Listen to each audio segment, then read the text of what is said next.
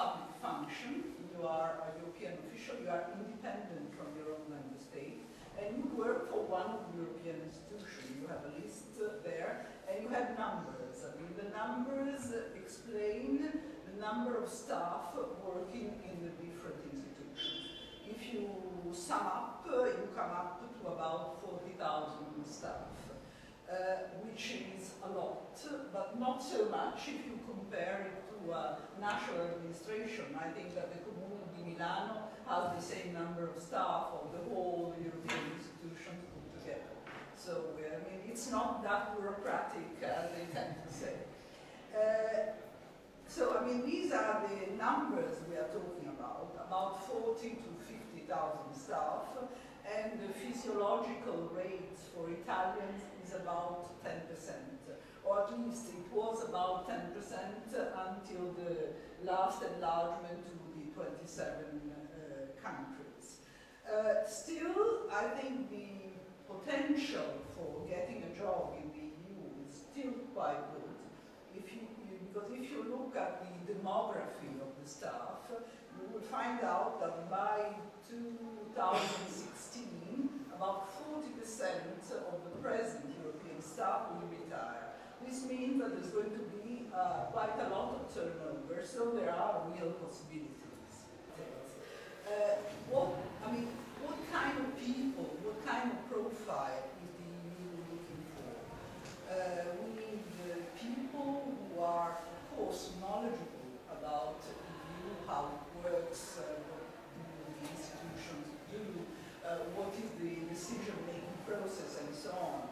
But, I mean, we are looking for competences, for personalities, people who are motivated, who want to make a difference, who are prepared to work hard, who have an international experience, who like to work in teams, in multicultural teams. Tests, competitions are structured in different stages of tests. The first stages are taken across all Europe. There are 78 test centers across Europe, so you do the first stage probably in Milan online. And then the second part, which is the competency-based testing or the assessment center, will be done in Brussels. What are the 7 competences which will be tested? You have the list there. There are analysis and problem solving. There are communicating. I would insist on that. It's very important to be able to have a good communication, interpersonal relationship, be able to communicate in several languages other than Italian, to deliver results within the terms which are fixed.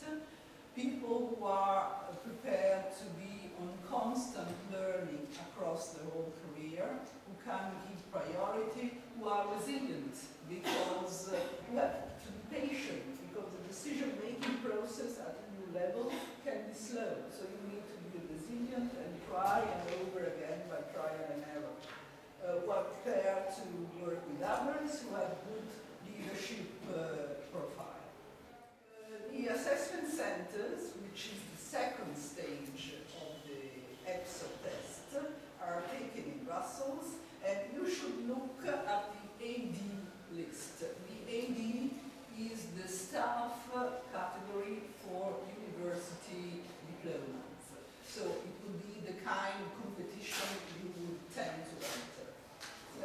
How does the assessment center work? It begins with a written test, a case study in one of the European policies field. You will be given a lot of documents, you will be asked to go through it, do a case study, probably make a proposal, make a synthesis, write a letter, write a press release, and so on.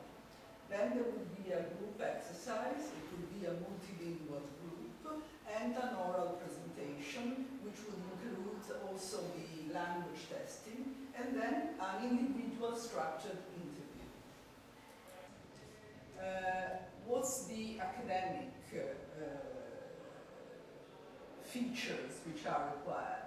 You only need a bachelor in principle. You only need a 3 years university course. I mean, this in principle, because my experience is that without at least a 4 or 5 years university experience and perhaps a further master, you don't have the basic knowledge and basic requirements to be able to pass a competition. So in principle, you would be accepted because you meet the requirements, but I mean, I wish you a lot of luck if you only have a 3 years university course and if you want to try a competition.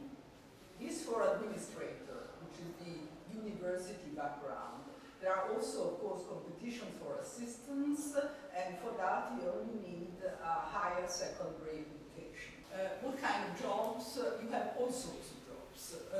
Not only you have all sorts of jobs, but it's very easy and it's very encouraged to move across jobs. And this is part of the interest and of the challenge.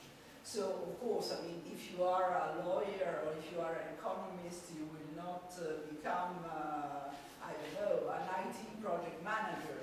But if you have a general legal or economic or social sciences background, you can move across several professions, and it's even encouraged. For assistants, there are, of course, different jobs like secretaries, like IT support, like social workers or statisticians or financial assistants, ragionieri, accountants, and so on. My suggestion is to go, as I said, on the EPSO website, because not only the whole process is explained, but also the competitions are published, and now, starting from last year, there are competitions every year. In spring, there is an administration competition in policy, law, economics, or other subjects. In the summer, there is the linguistic competition, and in winter for assistants. And the whole process of the competition lasts about 1 year. What are the pros? Not only money. I mean, money is a challenge, but of course it's not the only appeal. It's, I would say the greatest appeal is that it's a fascinating job, because you feel part of a process, you feel you have a contribution to make, and you actually make a difference. You are encouraged to move across different files, you get training, you are encouraged to learn new languages, to learn new skills, you have allowances, there are European schools for your children. What it says here about the flexible working conditions, I mean, I would not insist on that because it's not that true. I mean, it's true perhaps for some jobs, if you are a secretary or an archivist. If you are an official who's under a lot of pressure, it's not so easy to get flexi time or part-time or so on. So I would say on the contrary that you would be expected to work quite hard and work long hours, but it's very motivating, so it's really worth the try. There are, of course, other kind of contracts. There are competitions for temporary staff, there are stage, traineeship, you can look it up. Also, you will find